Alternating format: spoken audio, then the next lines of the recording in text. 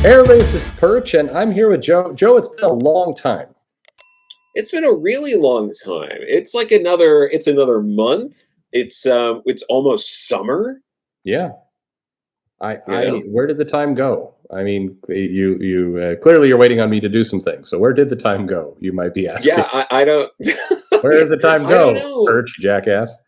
I had an announcement that I have a short in an Archie comic since the last time we got to do one of Congratulations for these. that. Thank you. Any other It's announcements?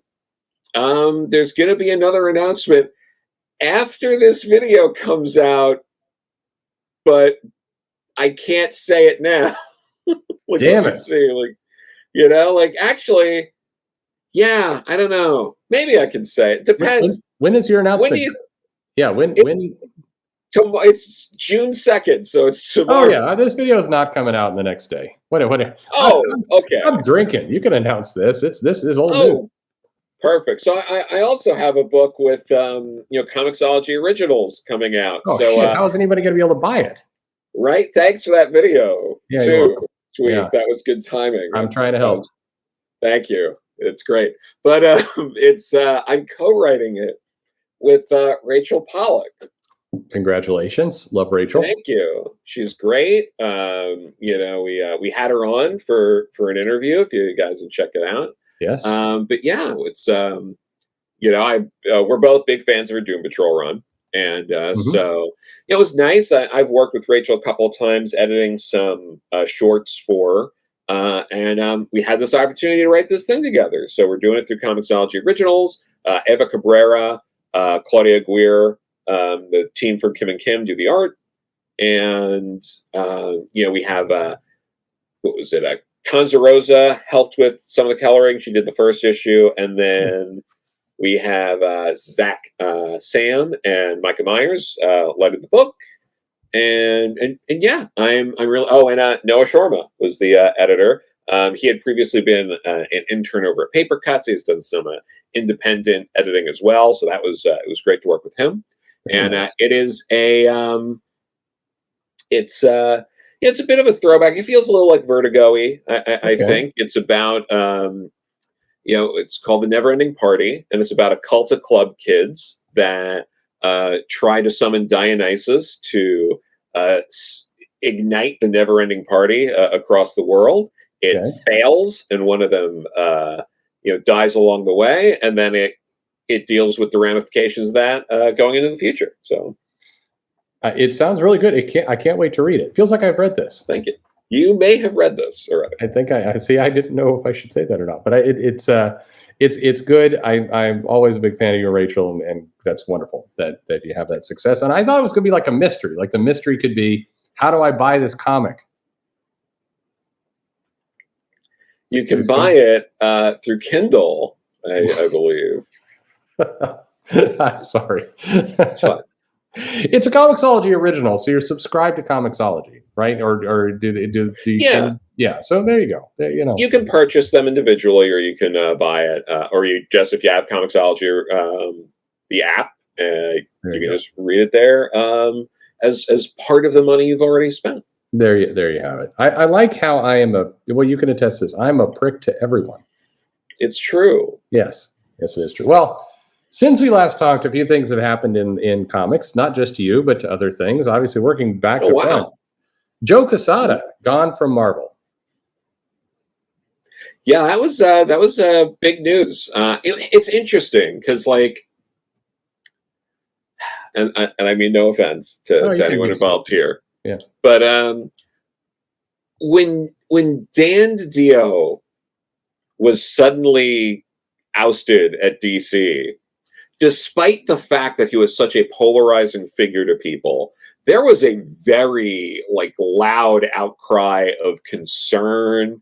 What Yeah. does this mean for the future of the company? Like Dan is so integral to the Yeah. success of DC Comics. People that were like, I didn't like him at all. I thought he was awful. I thought his ideas for comics were terrible. I haven't forgiven him for changing Nightwing's costume in the New 52, like that kind of stuff. The people who were just like, I'm sick of the direction of this company. Dan's got to go.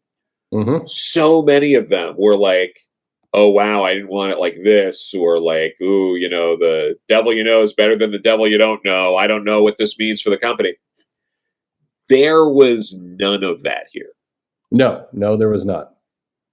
Do you think it's apathy, or just exhaustion from all the turmoil the comic industry has been? Because Didio went out before COVID, Yeah. and it feels like it's been a rough couple of years. Despite what The Beat and other places say about how amazing comics have done, you can just look at the people in comics, and there's exhaustion across the board, all different types, left, right, center. Everybody seems Yeah. beat in comics. No, absolutely. I'm inclined to believe that's the reason. I think if this was pre-COVID, if this was at a time that was less turbulent, Mm-hmm. there's a lot going on all over, and it's a lot to process. So I think that, yes, I think if this was done at a different time, people would have been like, what does this mean for the future of Marvel? But yeah. Joe also did not feel as involved, other than every now and then showing up on Twitter and doing something kind of snarky. Didio still felt integral to, like, it felt like he was steering and doing stuff over at DC, and it was kind of hard to tell if Quesada was doing anything there, just from the outside. Yeah. You didn't get the feeling like nobody is posting photos of him, trying to work things out. You didn't have creators working at Marvel being like, yeah, Quesada wanted me to pitch for something like they do at Didio. There was definitely that vibe out of Didio that he was, like, to your point, maybe too involved in things. But there was an outcry. I mean, there was a lot about, even the people who hated him were like, oh shit, is DC going to go under now? No, you're right. Nobody is saying absolutely anything at this point. Yeah, and I mean, I get it's a slightly different position, but he had been, like he was one of the steady figures over all this time, from when, he was still there when Alonso came in, when CB came in. So there wasn't a lot. Having someone like Joe there, in theory, should make things, like, even during the craziest kind of transitions, be like, well, okay, this key figure is still in place. So I think it's that. I think people are also getting numb to, like, layoffs, stepping downs, removals, and things like that, especially with all the news fairly recently. So, like, I think, unlike with Didio, I think when people see this, they feel like they understand that the answer has something to do with financial. Like, they're making these conclusions in a way that I don't think they necessarily jumped to in 2019. Do you think that maybe the thing is that people just don't like Joe's?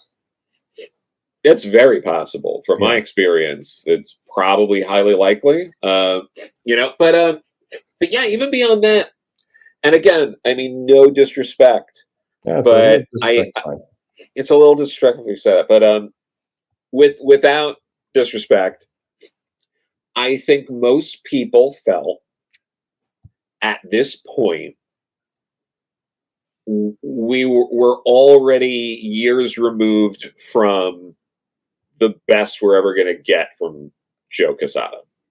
Yeah, and I imagine there would be people who would take offense to that, probably Joe himself. But like, I think you could say the same thing about Jim Lee. For sure. I mean, we're not going to get an X-Men #1 like we got with Claremont and Lee. We're not going to get those, either that kind of sales or that kind of epic moment in comics. Those days are behind us now. For him, there may be other people who come around, but we're not going to get. I mean, like, honestly, I mean, put it this way: if Todd McFarlane came back to Spider-Man, it would be a big hyped event. I don't think he gets the same sales that he got for that Spider-Man back in the day. No, for sure. But yeah, I mean, make no mistake about it, I'd love to see it happen. I mean, absolutely, as a fan, I'd love to see what that looked like, and it'd be fun. I would too. Comics, but I do actually like Quesada as an artist. Yeah. I kind of hope that if he's leaving this position, we get more comics drawn by Quesada. That'd be great. I'm a fan. I really liked that Daredevil miniseries he did. What was it? Father? Yep. Yeah, that was good. I liked it. I'm one of the people who liked his Ash comic way back in the day. I thought that was a fun take. I don't know. So It is. Do you think, though, this is an opportunity for Marvel to reinvent itself a little bit? And do you think that's going to happen? I don't know. It's I think it's going to take some time. Here's the thing. He would need to be gone probably at least 6 months or so before we noticed anything Sure. impacting it. So we won't know till then. But another caveat to that is, and just sort of piggybacking on what we were saying before with everything going on, different shakeups, like if he's not the last person to go in the next like couple of months, it's going to be even harder to tell True. that imprint. And that's not to say those things are going to happen. I'm just saying that I'll say it. Those things are definitely going to happen. No. You don't have to say it, but I'll say it. There are definitely going to be more people leaving. So we might actually never know. Yeah. We might never know his true impact behind the scenes on there. But I do hope we get more comics drawn by him, and nice. And we also forgot to mention, he's also a movie star in his own right, from appearing in, what was it, Chasing Amy? Yeah, when that Chasing Amy sequel comes out, then he's got a role. Yeah, but he's also doing a short film or something. Yeah, he says he's directing something. So yeah, I'll check that out. I'd be interested in that. I probably will not, but I'll listen. You'll tell me if it's good. Yeah, no, I can tell you that. Sure. One other thing. So Norm Macdonald released a special on Netflix. Kind of sad, right? I mean, he filmed it from his buddy's house, right? Yeah. Yeah. Yeah. He filmed it there. And I mean, technically he didn't release it. Perch, he's dead. What? Yeah. Yeah, he died last year. So you're telling me Netflix went and stole this from his corpse? No, probably from his mother. I see. Okay. Yeah. But they hired OJ to do it. Yeah, I'm sure he probably would have. But yeah, no, it's interesting. It's on Netflix. He is just like sitting in like a closet, which is weird. Why would anyone record in a closet? But then, yeah, that makes sense. But so it's basically him just talking into it. So like it's interesting. There's a couple of interruptions along the way, but like the bits are very refined. Like it wouldn't have been like a bad set to see live. No, not at all. I miss him a lot. His humor is great, and I realize this has nothing to do with comics, but it's still out there. So people should definitely go check that out. You're looking for people are looking for something fun to do. That's sitting out there waiting for you. His previous Netflix comedy special, what was it, Hitler's Dog or something like that? Was that what it was called? I think that's what it was called, because he has the whole bit in it about like now you can say what you want about him, but like to Hitler's dog, he was the greatest guy on earth, and just like that's right. There's this whole bit. It was crazy, but it has all these other great bits in it about like suicide. Like people say you don't understand why people commit suicide. Like you don't know. It's just this whole. It's so great. He's wonderful. What other things that have happened in comics? I don't know if you're tracking this Dark Crisis thing. Are you going to read that? I read the first issue of it, and I like a bunch of things that Joshua Williamson's doing. I'm really liking that Rogues thing over at Black Label. Good. Yeah, I like that too. Yeah, that's wacky. I didn't expect them to go to Gorilla City and have that whole like have all the detail around Gorilla City and the inhabitants there. That was a surprise. But it was a fun surprise. Yeah, I completely agree. It was really nice. It's definitely on the top end of the DC books I'm picking up. Very, very nice. Yeah. This blows. Wait, what? Oh, Dark Crisis. Yeah. Yes. Yeah. That. So you're not excited about seeing the next generation of DC heroes step up for, 8 issues to prove that they're also powerful before the grown-ups come back and, resume their spots and they fade into oblivion? Shockingly, no, I'm not excited about that. Yeah, sounds like fun. Very fun.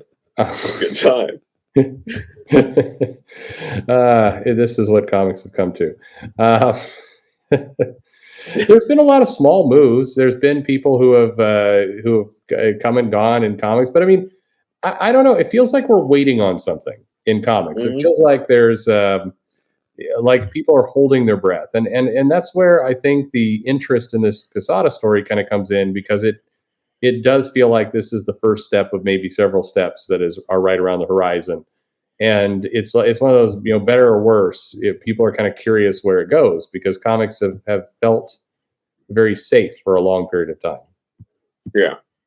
There's a lot of shakeups. Did you watch Moon Knight, by the way? I watched like 3 episodes of it. So that's damning, isn't it, for a series that is meant to be? First of all, it's 6 episodes, so it's not like this isn't a Game of Thrones like commitment.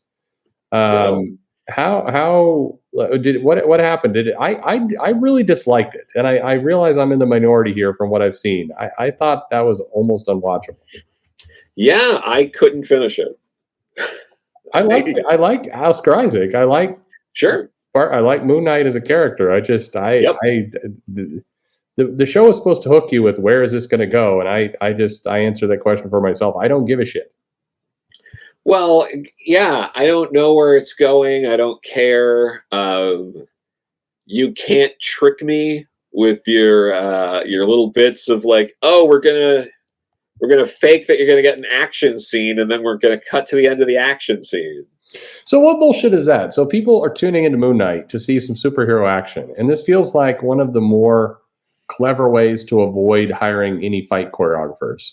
Because they're like, here comes a big fight, and then like flicker, flicker, flicker, and it's done. And they kept doing it over and over. They kept doing this. It's like, you dicks. What? Yeah. Where's the version of this that shows all the fights? Yeah, it makes it come off cheap. If the CGI didn't do that already, but it's like it does make it come off even cheaper, and that Disney might have been leaning into the idea of like, what if we save money here and put more money into someone like an Oscar Isaac? Because we want like a movie actor in this show. And that's probably what happened. It feels like, there's this Marvel method of, hey, you're going to be in a Marvel film, so we're going to put you on the cocaine diet or whatever they did to Chris Pratt to get him in shape. And it feels like Oscar Isaac, they may have said like, all right, we're getting ready to do this new Moon Knight show, so here's your trainer. And Oscar Isaac's like, go fuck yourself. Yeah. And then they're like, well, but you're not going to look good in the action sequences. And he's like, yeah, we're not doing any of those. And that's the show we got. That's how I imagine the negotiation went, right? Like that. Yeah. Very exciting. But we've also now I want to do the episode 1 line of, like, looks like the negotiations were cut short, like that whole bit, because Obi-Wan's also out, and I haven't watched that yet, but I don't know. I was just with a friend earlier, and he was basically like, gotta go home and watch Obi-Wan with my wife, because it's... That's very funny. So I was with somebody tonight who said the exact same thing, and it was like a chore. They were describing it as like, I guess I need to go home and watch Obi-Wan, and the kids are into it, so I guess we're gonna do that. I mean, they're not really that into it. Like, they'd rather just play Roblox, but I guess we'll watch this as a family. And I'm like, wow, what like, that's what you want to put on your movie poster. Like, shit. I guess it's Wednesday, and we have to watch this fucking show, Obi-Wan.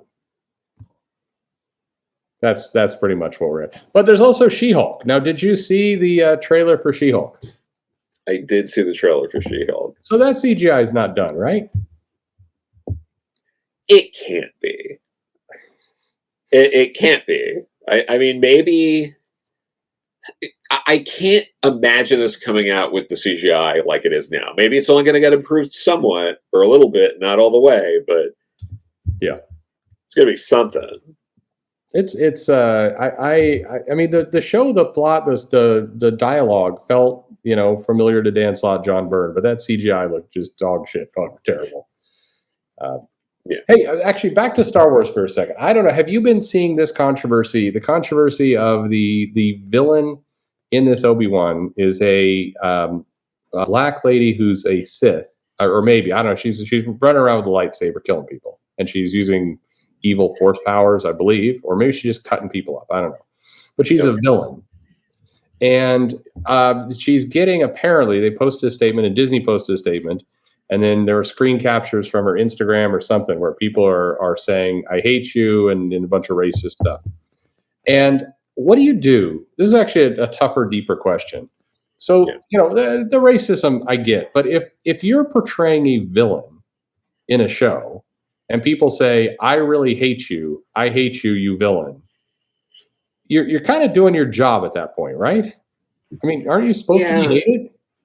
No, I mean this is a whole weird, murky thing of people fighting over this stuff. Yeah, it's not clean cut, because there's definitely, I think there's some people who are in there like I don't know. I saw somebody like, there were no black people in space. I'm like, what?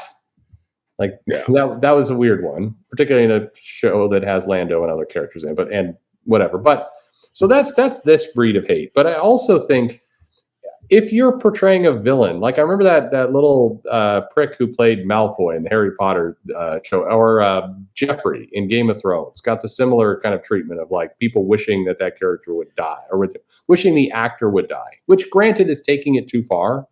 But isn't some of this just villains? Yeah, I don't know. I don't know what gets people reaching out to even do that kind of stuff, Like, well, I don't either. I didn't understand the character who played Jeffrey, who was a loathsome, terrible, awful character, murdered people in Game of Thrones, like most of the cast did. And I remember that there was a news story that like somebody come up and tried to attack this kid in a grocery store. Like you're aware you're not living in fantasy dragon world, right? I mean, like, what would wind somebody up that much to actually? Where am I going with this? I don't know. I don't know. I hate it all. I hate how everything also has to be tied to another thing. Like no one can just keep this in a vacuum. It has to be like people have been waiting to bring back other people that have also gotten backlash against them. It's like, it's so exhausting. It is. I don't know. I have watched the first episode of Obi-Wan. I've seen this actress. She seems like a bitch in the show because she is a villain and she murders people, which I think is the point. But anyway, all right. Enough of that. I was just curious if you had a take on that. What comics are you reading right now that you're enjoying? Rogues. What else? World's Finest is just. I'm really digging that book. It's a fun series. Do you think Mark Waid, he's finally got his chance to come back and do stuff for DC? He seems like he certainly seems more inspired doing this stuff than like the last several years of him at Marvel. Like it feels like he's doing something he gives a shit about. Yeah, no, absolutely. This feels like I think this is honestly very rare that someone that's been gone from a company this long, that's come back to some of the characters they want to tackle, have actually done something that really has a punch to it.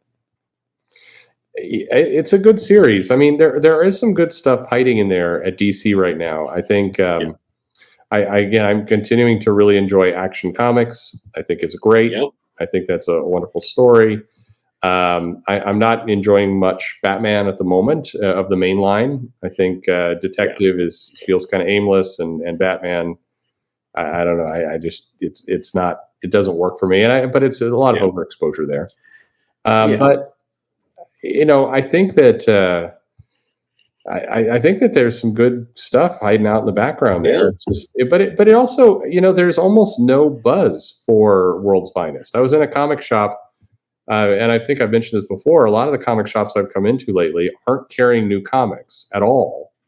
Yeah, that's very weird to me. I mean, I understand needing to cut back on them, but cutting back to zero is still a strange move in my mind. No, I get it, but yeah, it is weird because there are a few really good things coming out, but yeah, Red Room, I'm still enjoying that. You reading this Punisher series? No, okay. I think I read the second issue. All right. I know what happened in the first issue. People were talking about it, so then I read the second issue. And it's like, I'm good. What is I don't know, maybe this is a deeper question, but it seems like in many cases the publishers work really hard to make life hard for themselves.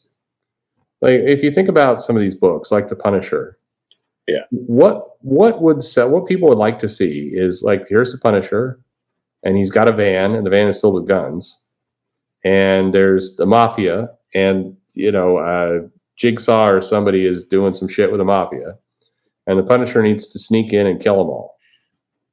And that's the entire comic. Yeah.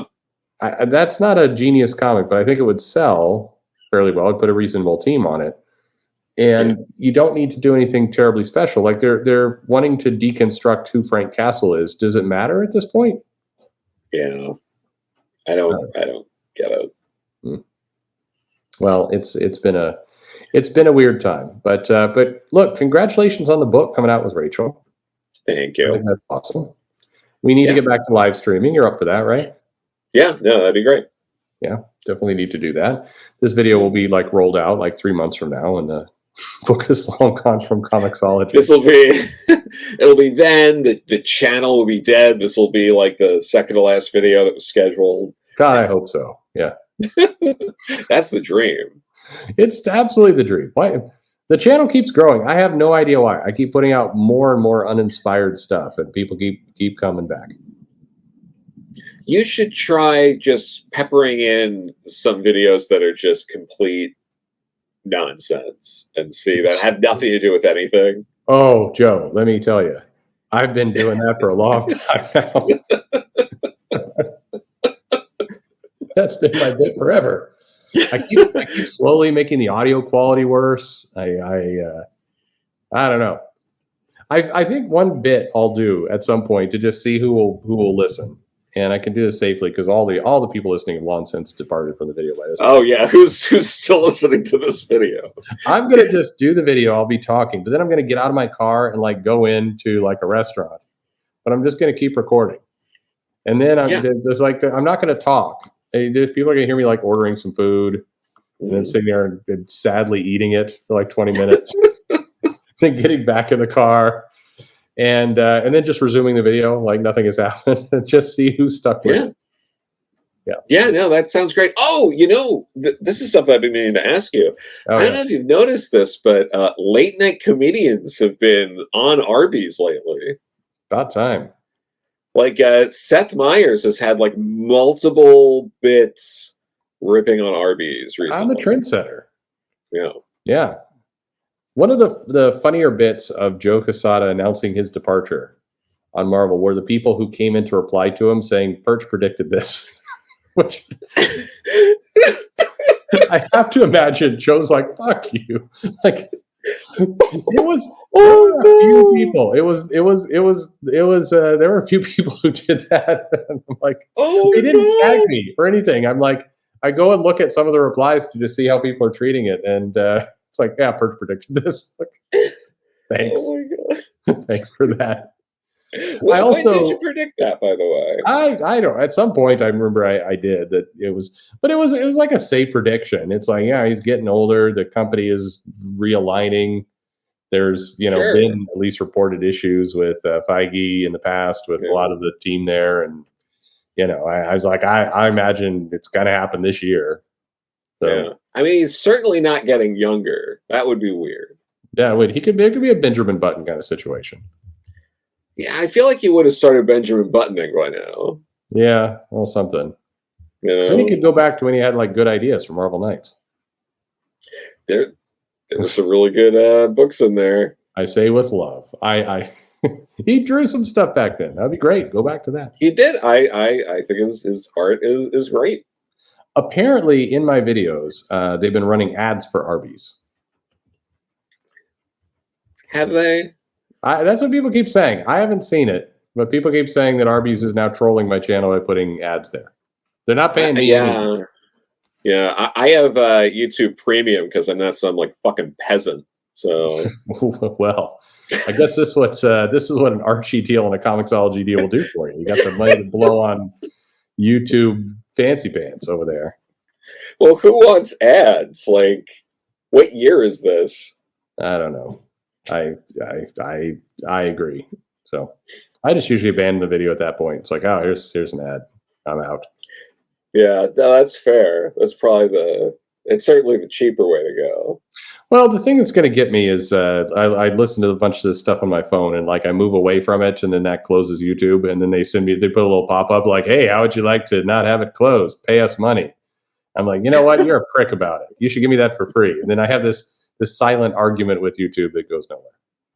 Yeah, that's fair. That's pretty good. But I'm sure them like easily $200 based on the 5,000 videos I've uploaded. So they should pay me. Well, I mean, we're probably not going to even have monetization on this video because of the Hitler's dog bit from Norm. So, I mentioned somebody wrote in asking about the Great Replacement theory, and I did a video. Did you see that one? Yes, I did. So, did you see that YouTube put a citation up on it? No. So when you go to that video, you look at it underneath the thing. There's a little citation saying that this is is attached to white supremacy. I don't know, something on there. Not about my video, just trying to explain but it clearly is a bot because it wasn't the point at all of reading the mail. But anyway, yeah, I love YouTube. They're wonderful partners. Hey, speaking of wonderful partners, what was this deal with this comic festival and some terrible artist who made gross art making other people mad? Oh, was this was it the TCAF thing? Yeah. Like pink cat something or other. And I looked at a bunch of people talking about it, and nobody was talking about the obvious thing, which is that's one ugly looking cat. It really is. I mean, it's like, I think it's stupid. I mean, if this person is popular and they're bringing in money, and you're a convention that's trying to bring in money, you should probably bring in the people to make money because that's the purpose of you. I mean, it's like if Arby's started making good food, that wouldn't make any sense at all. You are what you are. Just sell what you got. But that analogy didn't stick. But anyway, sure. But the cat that they keep showing in all the thumbnails, this like pink cat that's an NFT. I mean, it's terrible. Like if that was in a Marvel comic, people would be shitting all over that cat. Like, who's hiring this trash artist? That's what people would be saying. Oh yeah, no, for sure. So I don't know. I feel like I should do a bit where I take that cat and I recolor it orange and I put some stripes on it and I'm like, hey, look, it's the new artist for Tigra, and see if I can bait a bunch of people on Twitter into, thinking that it's real, and then I could. Actually, there's no in game here. Yeah, no, that's a very dog catching the car kind of thing that just happened. Yeah, that's true. Yeah. Well, Joe, you can put a bullet in this. Probably not the appropriate thing to say with all the violence going on today. Yes. Yeah. Anyway, well, thank you very much for your time, and congratulations on the books again. And we need to talk in real soon. Thank you so much. And please check out if you have Comixology Originals or want to purchase a Comixology book at the Amazon Kindle store, I believe, on your computer, right? You can on your phone. You certainly can on the phone or through the app. Okay. So on your computer, and then you can read it on your phone after, though. So totally, you should do that. It's only 30 easy steps. No, but but really, check it out if you can. That'd be great. Help the book, help out Joe. I liked it. Joe is not Joe is not the developer for the app, nor is the Apple or Google system that wants 30%. So help out Joe. He's not one of these people. Yeah, thank you. He's just trying to make a living. It'd be nice. Yeah, it is what it is. I think we should do this bit where we talk about ending the show like this and we just keep going, because this is the third or fourth time now. Yeah, wow. No, it is. Yeah, trying to think. Did you say what comics you like reading? I've been reading these Superboys, so like I am blind. Look at this. It's awesome. He's blind and begging for money.